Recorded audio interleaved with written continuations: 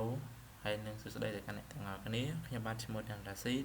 ដែលជានិស្សិតឆ្នាំទី3នៃ Department Physics នៃវិទ្យាស្ថានបច្ចេកវិទ្យាកម្ពុជាឬក៏យើងហៅគាត់ថាសាលា Techno ដែលខ្ញុំមកពីក្រុម A សម្រាប់ថ្ងៃនេះដែរគឺខ្ញុំនឹងធ្វើការបទបង្ហាញមួយដោយអំពី website ដែលទាក់ទងទៅកាន់ restaurant ដែលវាមានឈ្មោះថាអ្នកញ៉ាំញ៉ាំ restaurant website នេះដែរគឺវាជា website មួយដែល modern វាជា responsive website ដែលវាផ្ដោតទៅលើការកម្មងម្ហូបបានលឿននិងរហ័សវា website នេះគឺវាបានបង្ហាញនៅមុខម្ហូបជាច្រើនដែលរហ័សហើយនឹងវាងាយស្រួលក្នុងការ order online ហើយនឹងការកាត់ទុកជាមុនហើយវារួមវាមានដូចជាfeature នៃ reservation របស់វាមានដូចជា menu reservation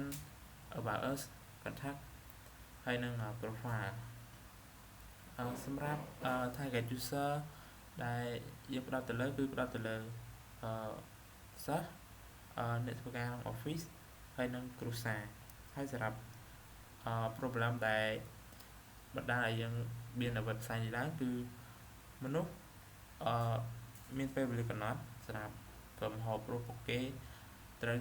ធ្វើការឬក៏សិក្សាជារៀងរាល់ថ្ងៃពិបាកក្នុងការរកម្ហូបដែលលឿនដែលមានទាំងរសជាតិហើយនិងរហ័សហើយយើងបានកន្លែងទៅមើល platform មួយចំនួនគឺវាមានភាពស្មុគស្មាញដូច្នេះហើយយើងក៏បង្កើតនៅ website នេះមកដែលវាមានភាពងាយស្រួលហើយជាចុងក្រោយនេះគឺយើងផ្ដោតទៅលើ user ដោយសារតែ user គឺត្រូវការវិធីមួយដែលរហ័សក្នុងការ order មើលទៅលើ menu ហើយនឹងធ្វើការកក់ជាមុនហើយសម្រាប់ការដោះស្រាយវិញគឺយើងបានកើតនៅ website នេះឡើងដែលវា clear វារហ័សក្នុងការចូលទៅ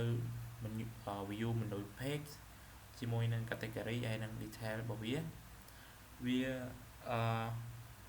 ងាយស្រួលព្រោះ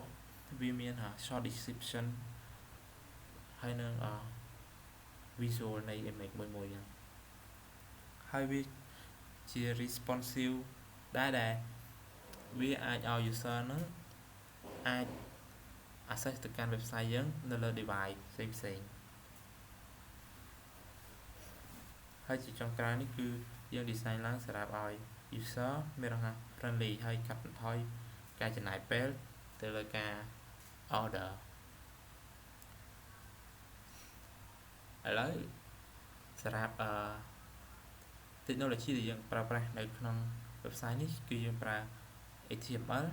ដែលសម្រាប់ define ទៅលើ structure នៃ web page របស់យើងប្រើ CSS សម្រាប់custom ទៅលើ style color ហើយនិង responsive ហើយយើងប្រើ JavaScript សម្រាប់ manage ទៅលើ card system reservation អីជាដើមឥឡូវយើងចូលទៅ demo detail នៃ website របស់យើងដូចគ្នាទាំងអស់គ្នាដូចទៅហើយចូលមកដំបូងនេះគឺជា home page របស់ website របស់យើងដែលវាមានnavigation bar មានឈ្មោះ restaurant មាន menu មាន reservation មាន about us មាន contact ហើយនិងមាន profile ហើយនៅនេះគឺជារូបភាពរបស់ restaurant របស់យើងហើយនេះគឺជាfeatured dish នៃ restaurant អូខេឥឡូវយើងចូលទៅកាន់ menu page របស់យើងដូចគ្នាដោយនៅលើ menu page របស់យើងនេះគឺយើងមាន3ប្រភេទយើងមាន main course ដែលជាមុខម្ហូបអាហារយើងមានdessert ដែលជាបង្អែមយើងមាន drink អូខេឥឡូវយើងមានកន្លែងនេះគឺ reservation ដែលយើងអាចធ្វើការកក់ទុកយើងអាចបញ្ឈ្មោះ email យើងទៅថ្ងៃខែឬក៏ម៉ោងចំនួនដែលយើងត្រូវការកក់ទុកហើយនេះគឺជា about us របស់យើងដែលមាន story យើងមាន our journey យើងមាន our view យើងមាន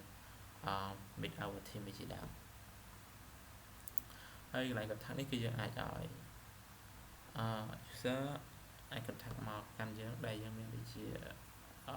table នេះសម្រាប់ឲ្យ user contact មកយើងមានជា information របស់ restaurant របស់យើងមាន address មាន phone មាន email ហើយយើងក៏មាន map ផងដែរ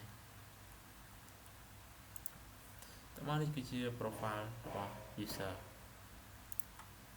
ឥឡូវយើងក៏មកកាន់ menu ដែលយើងអាចឧទាហរណ៍ថាខ្ញុំចង់ញ៉ាំកាហ្វេបាយឆាជាចានធំចំនួន1អូខេគឺវា add ចូលទៅមួយបន្ទាប់មកយើងទៅកំងបង្អែមដែលខ្ញុំទៅរើយកនេះដូចគ្នាតមកយើងកំង drink អូខេកូកា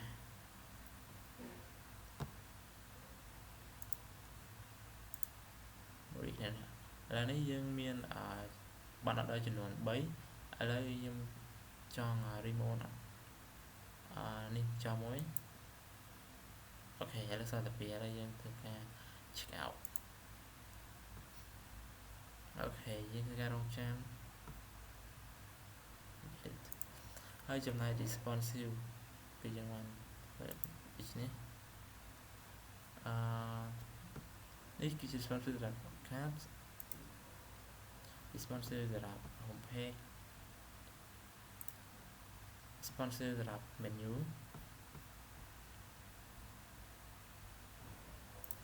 អូខេ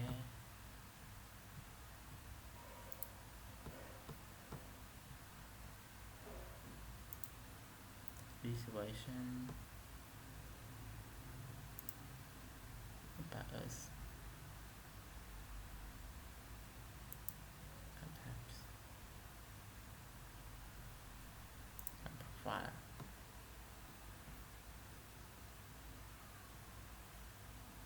that's all for my presentation អរគុណលោកគ្រូហើយនិងអ្នកទាំងអស់គ្នា